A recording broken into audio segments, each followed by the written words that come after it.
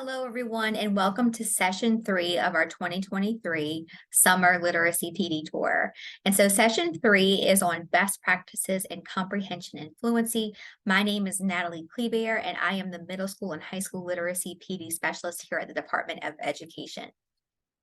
So our outcomes for today are to be able to identify the components of both comprehension and fluency and understanding how to develop proficiency of these components through core instruction. And we'll talk about core instruction and we'll talk about intervention just briefly as well. So the why for this particular session, students who are below reading level are struggling to comprehend some of the text that they're reading, and teachers need a way to improve both fluency and comprehension through both whole class, core instruction, as well as small group instruction. And as I travel around the state supporting teachers in literacy work, comprehension and fluency are probably the two most popular topics I get requested for any grade level. And so these strategies, these things that we're talking about today, these research-based best practices can be used anywhere. Okay, so here is Scarborough's reading rope. And for the purposes of today's session, we're definitely going to be living in this top strand of the rope because this is language comprehension. And we're going to talk about language comprehension as well as reading comprehension. And we'll talk in a second about how fluency is actually the bridge between word recognition and comprehension. You need enough skills decoding so that you can make sense of the text. So, the National Reading Panel defines reading fluency as the ability to read text with the appropriate rate, not too fast, not too slow. Accuracy, we want students reading with at least 95% accuracy. And prosody. And prosody is the inflection you have in your voice, the expression pausing at punctuation, that's your prosody. And these are the components of fluency. Reading fluency depends on well-developed word recognition skills that are acquired through systematic, explicit instruction in phonemic and phonological awareness and phonics. Strong language comprehension skills also support reading fluency. So there's this reciprocal relationship. But what I want to touch on here is a lot of the work of the first part of this bullet happens in K2, that systematic and explicit instruction in phonemic, phonological awareness, and phonics. And so if students have deficiencies with any of those components, it's going to affect their fluency. And so refer back to session 1 of the literacy tour if you have questions about how to diagnose if they have problems here. I can give you more information on that. But as a student's decoding automaticity increases, reading fluency increases. They can automatically identify those words. They're going to read more fluently. So fluency improves proficiency in all of the content areas, not just in ELA. And fluency, like I said, is said to be the bridge between word recognition and comprehension. Slow and laborious reading is frustrating, not just for secondary students, but for all students. And it often leads to them to avoid reading altogether. There is a correlation between reading fluency and reading comprehension. So in addition to instruction and comprehension strategies, which we're going to talk about in just a minute, teaching students to read fluently may help them better understand what they read. If students spend most of their effort focused on word recognition or reading one word at a time without phrasing, their ability to comprehend text is going to be compromised. So the purpose of a fluency screener. Assessing a student's fluency allows the teacher to see the accuracy and the rate a student possesses when they're reading that text. This refers to how many words correct the student is reading and how fast or how slow. We want students to read at the appropriate rate of speech, which is fast enough to gather meaning, but not too fast because meaning may be missed then as well. When screening, teachers can determine if students are missing certain words, and we can start to detect certain patterns. So if they're missing certain words, and we're going to practice with this in just a second, it may already give us information on what we can target with those students to help improve and close any gaps that they have in foundations. So the fluency screener is going to tell you one of 3 things. It's going to tell you either A, that student is fluent, B, They're not 100% fluent, but they're not below the 50th percentile. These are the perfect students to target fluency practice with. So I'll show you the Hasbrook and Tyndall norms in just a minute, but it's broken down by percentile. And if a student is below that 90th percentile, but above that 50th, those students in there, they probably don't have gaps in their code knowledge. They know their spelling patterns. They need more practice just applying them and getting more fluent with their reading. If they're below the 50th percentile for that grade level and gaps exist in the student's code knowledge or word recognition skills. And so if they're below that 50th percentile, that's when we go to either the lift kit to administer the foundational skills code knowledge inventory, or if you have another intervention program, you're drilling down to see why are they below the 50th percentile, what gaps exist to where they can't decode those words fast enough. Okay, so here is that this is the very first step of the lift kit. It's an oral reading fluency passage. It's called Quest for the Best. And here we have a fifth grade student reading from Quest for the Best. And I'm going to play, it's only a minute because we do the ORF probe for a minute, but I want you to listen to and detect certain patterns that you hear the student miscuing on. Good. Okay, so today you're going to do some reading from here. I want you to do your very best reading. I'm going to give you 1 minute, but it's not a race. Just do your very best, okay? Okay. Start whenever you're ready. Once upon a tin, there were 2 friends, Peggy, Pelican, and Cam Crawfish. These 2 friends loved to eat yummy food and would go all over the stat to find new clacks to eat. Peggy's favorite food was gumbo, and Cam's favorite food was red beans and Rick. One day, Peggy, stop right there. Great. Okay. Great. Okay, so when we do this in person, we then ask the attendees, like, what do you notice that she's miscuing on?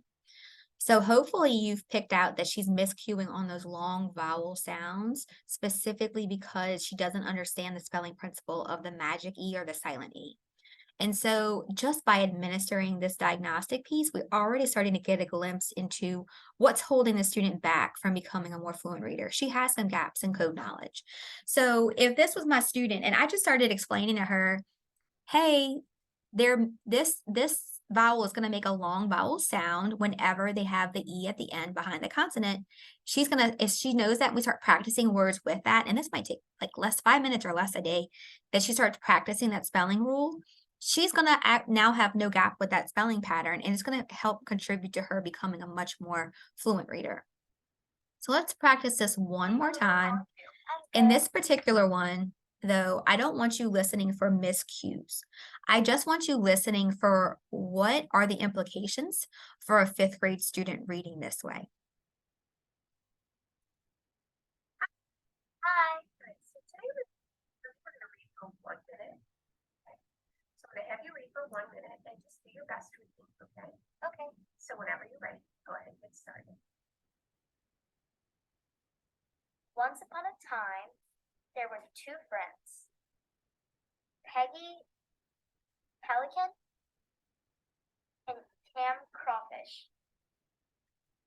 These 12 friends loved to eat yummy food and would go all over the state to find new places to eat. Peggy's favorite food was gumbo, and Cam's favorite food was red beans and rice. One day, Peggy asked Cam to go on a summer third grade reading. Okay, so what are the implications of a fifth grade student reading that way? Some people, you might say it's going to definitely affect her comprehension. Absolutely, because she's reading that slow. It's going to affect her confidence and her ability to not just read, but just to do well in school in general. If a student is struggling to read, it's going to impact her grades and her scores across all the content areas, but there's much larger implications for as she goes through life and being a disfluent reader. So one thing that's very eye-opening about this activity in particular is that, I think that we all can say that the student is probably a disfluent reader, not a very fluent reader, but I don't think we understand how non-fluent she is. And so one thing that I encourage you to do in your work in this, so, if you're in the lift kit and it shows you, I'll take y'all through that real quick. When you're in the lift kit, it shows you like how to administer, it shows you the norms for that. So here's the lift kit. If you go to the Louisiana Literacy Library and you get there, but here's the lift kit. And here's the administration materials. So when we open the administration materials, it gives you a little flow map for how to administer the different pieces of lift. But it has a word correct per minute calculator that you can enter this into. And it also has some norms that you can go to that tells you they're at the 100th percentile, they're at the 90th percentile, they're at the 50th percentile, and when they're reading. And so Eleanor, this student in particular, was reading 53 or 54 words correct per minute. And on a fifth grade scale, she's below the 10th percentile. And I know we have some readers in our room that sound like this. The implications for a student that's reading below the 10th percentile are it's all hands on deck. It's a code red, a very serious situation. And so aside from diagnosing what gaps exist in her code knowledge, the student is definitely going to benefit from some fluency practice. So let's see what that looks like. Okay, so most of our ELA curricula have fluency passages that can be used for further practice that also relate to the topic covered in that unit of study. So for instance, CKLA has the assessment and remediation guide. In that guide, there are several fluency passages for every unit that students cover. In guidebooks in the curriculum hub, currently right now 6 through 8 has several fluency passages that are paired with the curriculum. 3-5 are releasing this fall that pair with each unit, and there's tasks assigned to them as well. So we'll talk more about that in a second. And then Achieve the Core is a free resource that has tons of fluency practice. And so I have some links embedded in this slide deck.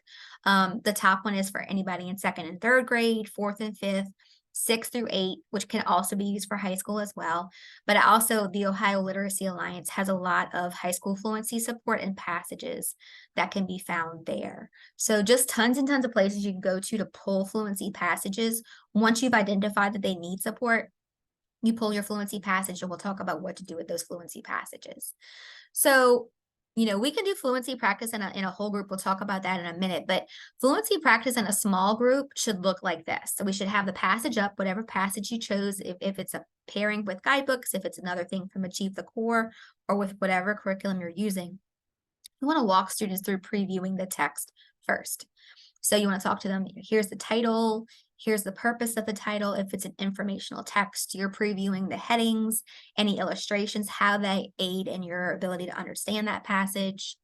Then you want to model how the text should be read with the appropriate rate and prosody. So, you're reading not too fast, not too slow at the rate of speech, and then you're doing your prosody. You have your expression when you're talking, just like you're talking, you're reading that way for them, and you're asking students to pay attention to that. Where necessary, you want to explain prosody. So for instance, okay, guys, I paused at this comma because the author put that there for me just to take a quick pause and a quick think. When I landed a period, I'm going to take a longer pause because that's the end of that thought bubble. And you're explaining how punctuation kind of works in. When you're reading, an exclamation point or up to an exclamation point, you end your expression that with an excited way and explain why that's there. Same thing with a question mark. It's a great opportunity to explain, the role of colons or semicolons, any of those punctuation things that we don't always talk about in our curriculum. Then you want to move through a progression of scaffolds after you model that first initial read. So if this is a group of students that are like, in the 60th, 70th, 75th percentile, they might just be okay with me reading it once. Then they're going to go ahead and be able to start reading it. If it's a group like the 5th grade student that I just showed you, they might need an echo read, which is I read a sentence, they read that sentence back to me, or a choral read where we read sentence by sentence together before I release them to independently read that passage. You want to conduct about 3 to 4 reads of a passage within a week, or as much as you can get within the time frame that you have, to build their sight word recognition. So the more they see the word, the more they hear that word, the more likely it is to be built into their sight word recognition. And a purpose could be like Monday, we go ahead and we preview the text, we model for them. Tuesday, it might be to read at an appropriate pace with appropriate expression. I want them reading it back to me that way. We're going around in my group of 4, my group of 5, and they're each reading it back to me with that appropriate pace with the appropriate expression. Maybe the next day they're answering questions, and a lot of these fluency passages have questions already connected to them, but you're free to write your own questions as well if you want to. And the next day, they may be identifying words they don't know. It may be an opportunity for us to do some vocab work very quickly. And then the last day could be reflecting on what students learned from the text. If it is a passage partnered with guidebooks, what connections can you make to the anchor text that you're reading? Any kind of questions you want to build into there for them to make connections or talking about what they learned. And these are just some examples of purposes. You can have whatever purpose you think your students need to work on, but it's just an opportunity to double dip on not just building fluency, but some other parts of that upper part of the rope to really kind of double dip and get the most out of your time. You want to provide frequent corrective feedback to students as they're reading and help them to pronounce incorrect words right away. And so whether this is done this is talking about small group instruction, but even in a whole group, and you have students reading out loud, I was always very clear with my students. I would say, guys, as you're reading, if you miss a word, Miss Kleber is going to go ahead and correct you. If you see me misspell a word on the board, feel free to correct me because I care so much about your ability to read and be fluent. I want you to know the right word when you read the word, and I'm going to help you be the best reader you can be. But when they're reading in those small groups with those fluency passages, you want to be, okay, guys, this is this word. And if you notice that they're miscuing on the same kinds of words, you can help them have a strategy for how to decode that word as they go. You want to move to a timed reading eventually so that students can increase their words per minute. So on that ORF, that initial fluency passage, if the student was reading 53 words correct per minute, and I'm doing this fluency practice every day. Every day I have that same passage for, say, a week. I want to have a fluency recheck or progress monitoring. It can be weekly. It can be every other week, whatever you think is appropriate for your students, but you're timing them that time so they can see, okay, I was reading 53 words correct per minute, but now I'm reading 72 words correct per minute. It's really going to help students buy into the process. You can ask check for understanding questions as they progress through those readings, and you can ask students to track their own progress as they read that passage throughout the week. So that's how to develop fluency in a small group. Let's talk about how you can target fluency in a whole group. So this particular lesson comes from a 7th grade ELA guidebooks lesson. And in this particular lesson, students are partner reading The Treasure of Lemon Brown by Walter Dean Myers. And we are using a strategy from our content literacy strategy or series called partner reading. And then you might have already, I'm sure you've already done partner reading before, but I just want you to ask yourself if you do it with this much intentionality and if you model how to partner read like this before you go ahead and release students to partner read on their own. Okay, so I'm going to pretend like now I'm the teacher and you're my students, and I'm going to say, good morning, class. And you tell me, good morning, Miss Kleber. Class, today we're going to partner read The Treasure of Lemon Brown by Walter Dean Myers. And our purpose for reading today is to analyze Greg's perception of his father and Lemon Brown by making evidence-based inferences. And this is our first read, so I'm not going to ask you to annotate or start taking notes. I just want you listening for when Greg interacts with his father and Lemon Brown, okay? Now, we're partner reading today because when we're partner reading together, and the more we see the word, the more we hear the word, the more chance we have of that word sticking. We become better readers, and this helps contribute to our fluency. And more fluent readers are going to do better in school. They're going to do better in life, better on their job. So this is really important that we partner together on this today. All right, now I'm going to be partner A. Miss Cleaver is going to be partner A, and I'm going to ask for a partner B. Okay, so let's go ahead and pull up the passage, and I would do this with my students just like this. And if I was in a teacher collaboration, I would model it the same way in front of everybody. We would all take part in this together. Okay, so Miss Cleaver is partner A. As I am reading, I'm going to read nice and clear with the appropriate prosody or expression. And partner B, when I'm reading, partner B is going to be tracking those words either with their eyes or with their fingers. And they're going to be a good listener. They're going to be listening and just tracking those words. When partner B reads paragraph 2, I'm going to take my turn to track and just be a good listener, and they're going to model how to read with the appropriate, not too fast, not too slow, and with good expression when they're reading. Okay. And then I would actually start reading for them. And then partner B would go ahead and read for the class as well. When I'm doing this, I go ahead and release the next partner A to go ahead and start reading paragraph 3. And there's a couple of things that I say. And I say, okay, guys, when you're reading in your partner pair, I want you to read at a level 1. And I model what a level 1 looks and sounds like. I say it's not too loud. And so it's nice and quiet. Your partner should hear you, and only your partner should hear you. Now, the first time we're doing this, they're probably not going to start reading at a level 1 right off the bat. So just, keep in mind that if they don't, you're pulling them back in, you're remodeling what that level 1 looks and sounds like. Even then, you're going to have some students that might get distracted by partner reading. And so they might have a special place in the room they go to for this particular, that might be part of the procedure for your partner reading. So for instance, these 2 students go to corner 1, these 2 students go to corner 2, and that may be part of your protocol that you're doing.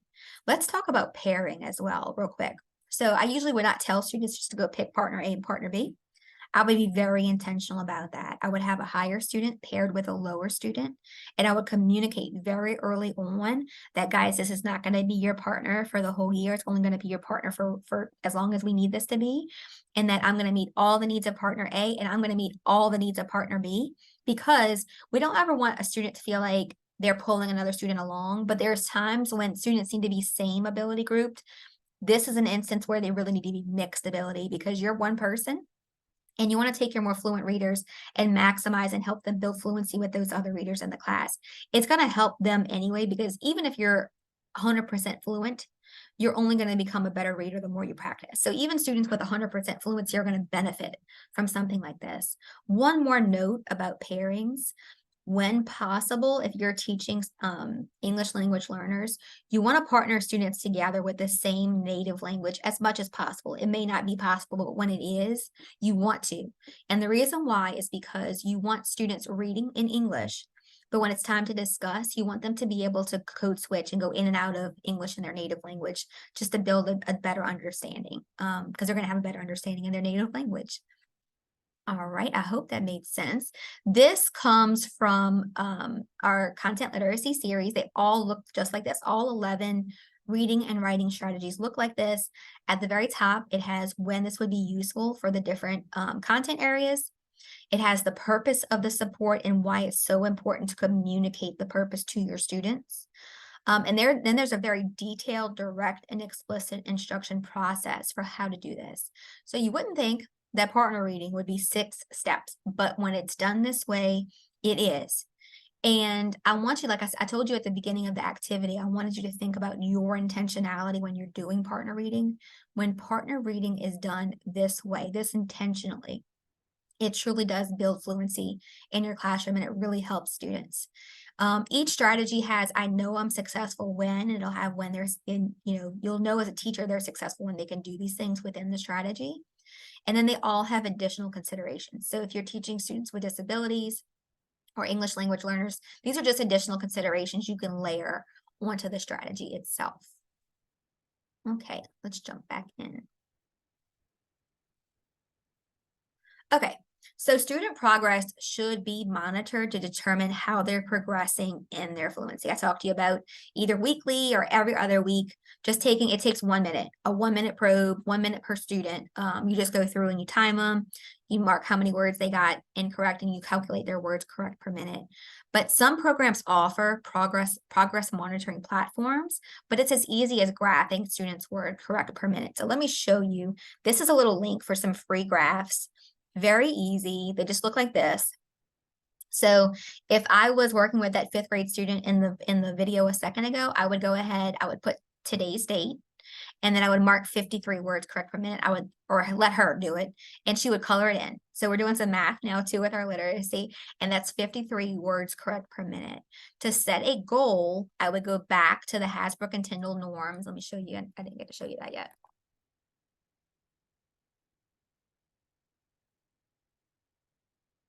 Fluency norms. Okay. So those fluency norms look like this. And if this was my 5th grade student, I told you she was reading 53 words correct per minute.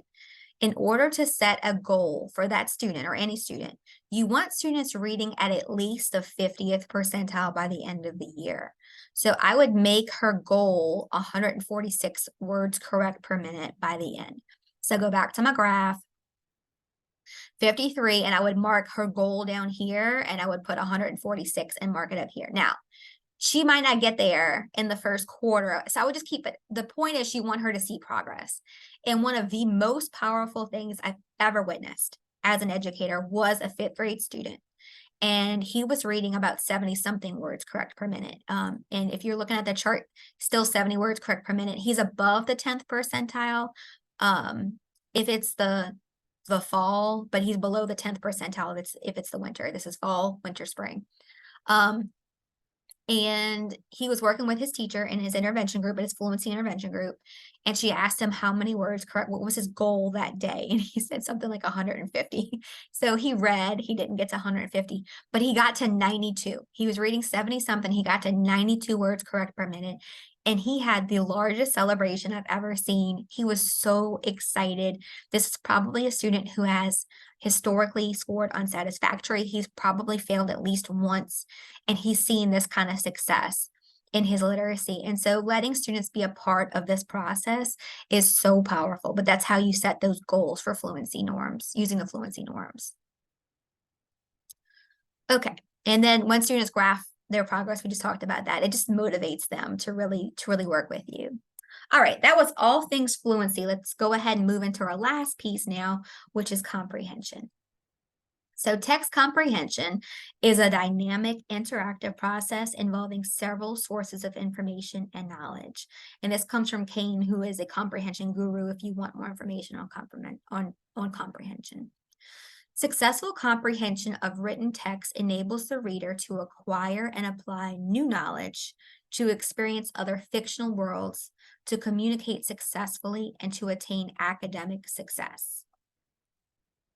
So good comprehenders do these things. They integrate knowledge and they make inferences. So as you or I are reading, we're integrating, like we're asking ourselves, we don't even know it. Like as we're reading, like, okay, I'm putting that together with what I already know. I'm gonna already question myself. I'm like, do I know something about that? Do I not? I kind of file it away for stuff I already know. If I don't know anything about it, I might not retain as much information as something that I did. And I'm making inferences. I'm able to read in between the lines of what the author's saying. I monitor my own comprehension. So good comprehenders are rapid firing questions to themselves as they read. They're asking themselves who, what, when, where, why, how, all in their head as they're reading. They're able to identify prior knowledge and the use of text structure. So, when I'm reading different things in regards to text structure, I'm going to organize that information in my head a different way. So if I'm reading a story, it's kind of this progression, and I'm thinking about the plot, what's happening within the plot, what's happening between those characters. If I'm reading an informational text, I'm using those headings to file information away under those different headings. And there's different types. There's more than those types of structures. I'm remembering sequence of events and essential information. So consequences of weak comprehension. Students who have weak comprehension may have lifelong difficulties with reading. They lack motivation for leisurely reading. They have less practice in word reading and comprehension, which means fewer opportunities to acquire new vocabulary and new knowledge. This may impair the ability to learn more generally, and they have generally lower scores. So how do you spot a weak comprehender? These students may read fluently and accurately. They may have no trouble reading, but they struggle to answer questions based on the text, especially questions that are beyond basic recall. So if I asked a weak comprehender that question I had a while ago about Ridley with his dad or with Lemon Brown, they're gonna struggle to comprehend that, to make connections with that. And they also produce poorly structured written and oral narratives. Okay, so now we're getting into those components of the top part of the rope. We'll talk very briefly about each one and how they aid in comprehension. So studies have consistently shown that students with a greater amount of background knowledge tend to be stronger at reading comprehension than those with more limited background knowledge. Building a broad base of knowledge with your students is a crucial component of good reading instruction. As you build their knowledge base, they're able to think about, speak about, and write about many different topics. And many of our widely used curricula have a focus on building this wide knowledge base among students for this reason. Vocabulary is our second strand, and it's essential to reading and comprehending. The average student learns about 3,000 to 4,000 new words a year, and the majority of that is learned indirectly.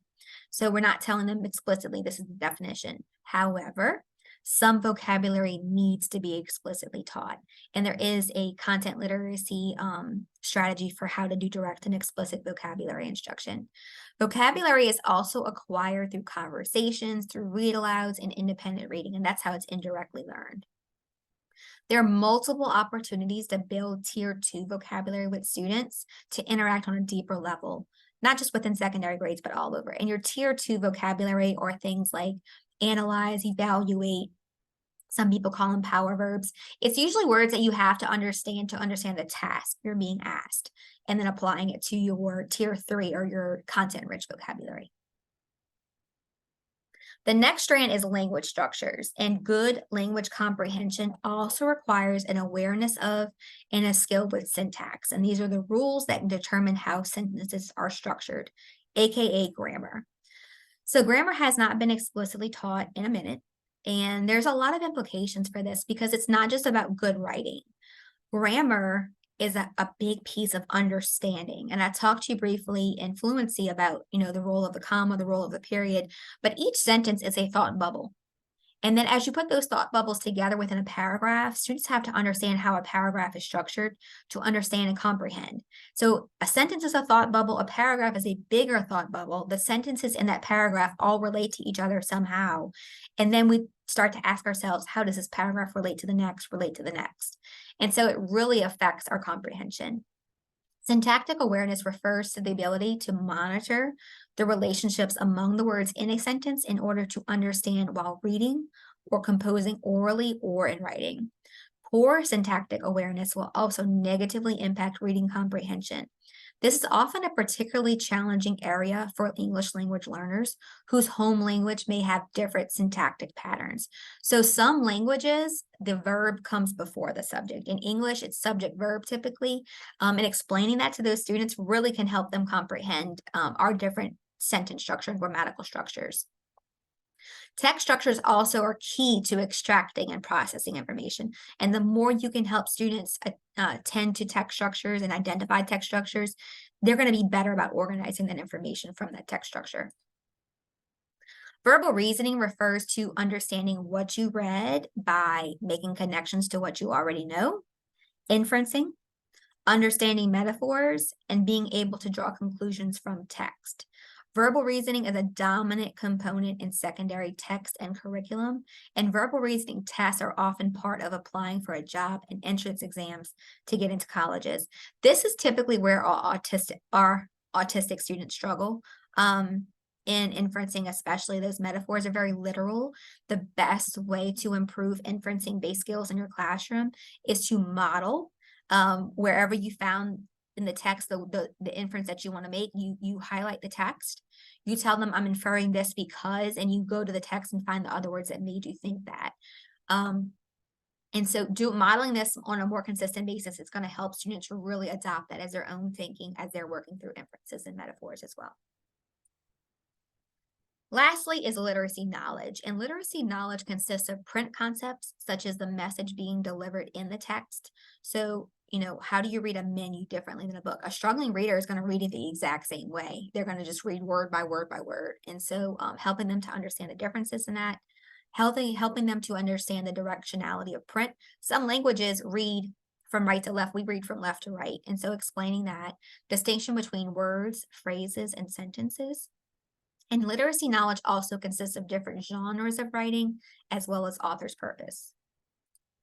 Okay, so how do we build strong comprehenders? So there is no one magical strategy because it's such a complex skill, but there are multiple ways to build comprehension skills in students. Summarizing what has been read is one of the most powerful strategies to building good comprehenders because there's so many skills involved in summary writing. So a summary writing is when we identify the main idea and then some key details to support that main idea. And again, I'm going to show you where to I have some videos on summary writing, and summary writing is also one of the content literacy strategies as well. But practicing with students on this, just using the text that you're already using in class is a great way to build comprehension. Generating questions to monitor comprehension done by the students. So I told you that good comprehenders monitor their own comprehension. The reason they do this is because they're rapid firing those questions. So helping them to generate their own questions as they read is a great way to build comprehension skills. You want to use context clues to make inferences. And again, you want to model that. Combining lexical inference and question generation. So I inferred this because I asked myself this question. These are the questions I can ask myself in order to make an inference, kind of thing, like who does it relate to? How do I know that? Helping combine the question generation and lexical inferencing. Offering several opportunities to communicate to build background knowledge or oral comprehension. And if you saw session 1, you will know, like, I am a huge advocate for discussion in your classrooms. No learner can process new heavy information without having the time to discuss it and digest it and apply it. And so discussion has to be a part of your everyday routine. And then monitoring what they're discussing to know if they really understand or they really don't. All right, so this comes from the National Reading Panel. It is 8 types of instruction that improve comprehension. I want you to take a second and pause the video and just read through these. And I want you to ask yourself, what is one example of each in the classroom? And when we come back, I'll actually talk through what these could look like in the classroom. Okay, so we're back. The first one talks about comprehension monitoring, in which the reader learns how to be aware or conscious of his or her understanding. So some strategies that can help with awareness or consciousness of understanding are definitely an annotation procedure, which is again in that content literacy series, but also a close read protocol. Both annotating and close reading force the student to be aware or conscious of their understanding. So either one of those are great things to do to help with that one. The next one says cooperative learning, in which readers work together to learn strategies in the context of reading. So cooperative learning is a great strategy, not just for everybody, but specifically for students with disabilities and English language learners. And in this type of strategy, you want to assign a role to each student. And it may be something as formal as reader, recorder, etc., or it might just be partner A, you're responsible for this by the end. Partner B, you're responsible for this by the end. But each person has a task that they're aiding in the overall general consensus of what has to be produced. Reciprocal reading strategies are a great thing to do with cooperative learning. So jigsaw activities, anything where they're having to kind of work together to produce something. Graphic and semantic organizers. So y'all know what graphic and semantic organizers are, but what I want to say about those is never ever give a student a graphic or a semantic organizer without modeling how to fill it out first. 2 things. What are your expectations for it? For instance, should I put one bullet in the bubble? Should I put 3 bullets in the bubble? Should I put a complete sentence in the bubble? Your expectations as well as modeling how you filled it out. How did you find the information in the text? How do you know what went in that bubble? They need both of those things. And then the semantic organizer, another one of the 7th grade units in guidebooks is on forensic anthropology. It's called Written in Bone. And forensic anthropology is a pretty tough topic for anybody, especially 7th graders, especially 7th grade inclusion class. Okay. So one thing they have to do by the end of the unit is they have for their writing, they have to write an essay on forensic anthropology. So one thing I always did with my students was we put forensic anthropology on an anchor chart on a semantic, we called it a semantic organizer. And each day we contributed something to it. It might have been a definition. It might have been a quote from the text. It might have been a real life example we talked about. It might have been somebody drew a picture on there. But by the end of that unit, every single student was able to write about forensic anthropology. So just take that example and kind of think about like what are the more complex things that you're learning about in your class and how could you leverage a semantic organizer for that. They start to structure their own organization in their brains, just like you do on your paper. Number 4 says story structure from which the reader learns to ask and answer who, what, where, when, why questions. That's pretty straightforward. So letting them practice asking themselves those questions, asking others those questions about the plot, and in some cases even maps out the timeline, the characters and the events in a story. So this might be like a story chain or story map, any of those kind of graphic organizers that help to outline any of those things. Question answering, in which the reader answers questions posed by the teacher and is given feedback on the correctness. So a lot of times, a lot of times in class, we'll pose a question and the student's answering the question and we'll say, great job, or we'll move on to the next person. If it's a good question, say, oh, I really love how you did this in it, or where you expanded it here by saying this word. The more explicit you can be in your feedback, the more that idea is going to translate to all your students. So just don't miss that opportunity for feedback. Likewise, if it's an incorrect question, how can you help empower that student to make it a better answer? Question generation, in which the reader asks himself or herself what, where, when, why, what, in those 2 questions. So maybe just making that a part of not everyday routine, but practicing that throughout the scope of the unit. Summarization, I talked to you about why that's so important. And then the last one says multiple strategy teaching. So the lead researchers say that comprehension instruction is the most effective when you include multiple strategies. That being said, please, please, please, please do not use all of these strategies at one time. Pick one strategy in this presentation. Let yourself and your students get really good with that one strategy, and then think about what strategy you want to layer onto that. And then you can start combining those multiple strategies. But they're going to grow just so fast with this as you do that direct and explicit instruction around any of these things. Okay, so there are several things that can be done as whole class through the curriculum. We talked about summarizing and close reading, building knowledge of context clues, discussion techniques. I cannot stress enough how important direct and explicit instruction is, not just in comprehension, but in anything you're teaching. If students are not proficient with a particular lesson, you ask yourself, what's holding them back? And then you want to provide direct and explicit instruction around that.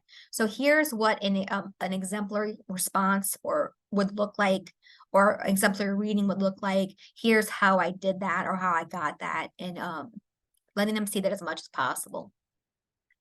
So what is one way you're going to incorporate both fluency and comprehension into your daily instruction? So if I could give you one takeaway for fluency, I hope that it is to progress monitor fluency. As those students and you see them grow in their fluency and their words correct per minute, you're going to feel empowered. The students are going to feel empowered. It's so powerful. And like I said, it doesn't matter. This is even with advanced students, even with master and advanced students, or with unsatisfactory students. Anybody can become more fluent. And the more fluent they are, the more sight word recognition they build, the better they're going to be at comprehension, the better they're going to be in their different content areas. If you have a mastery or advanced, I talked a lot about the lower students, but if you have a mastery or advanced student, picking passages that have a higher lexile are going to introduce them to more vocabulary. They're going to be able to recognize those words at a faster rate.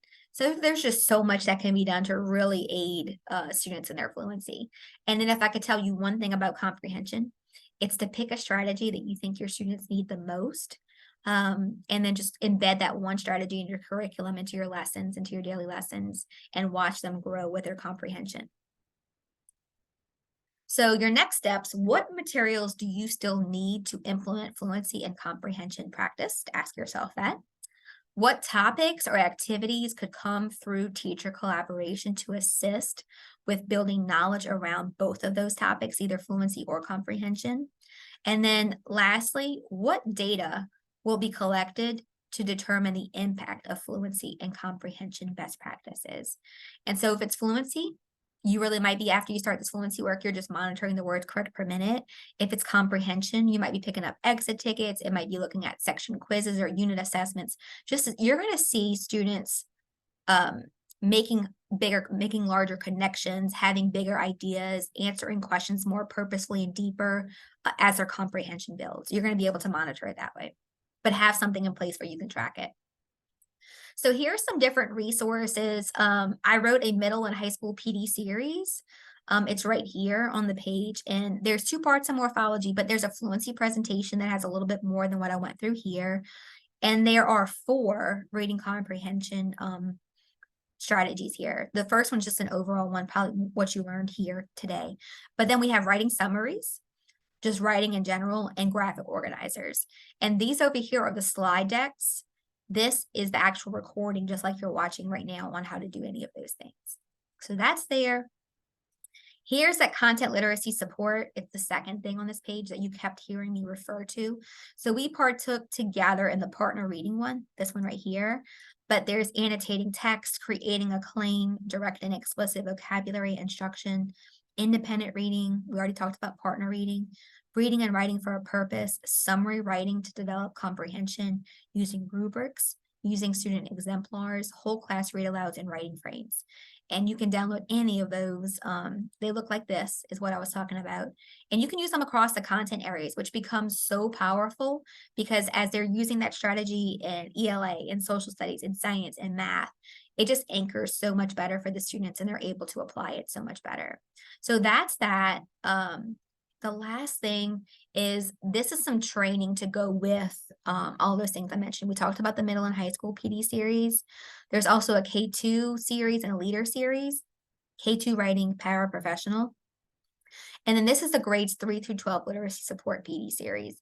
Sessions 1 through 4, I go through how to administer the different pieces of lift. And sessions 5 through 11 is where I walk you through, exactly like I did with the partner reading. I walk you through all the other content literacy strategies, and I'm the teacher or the student, we walk through it that way. So those are there for you. And lastly, Keys to Literacy has a lot of free resources around comprehension as well. But if you have any questions or comments, we would love to hear from you at louisianaliteracy@la.gov. And thank you so much for watching.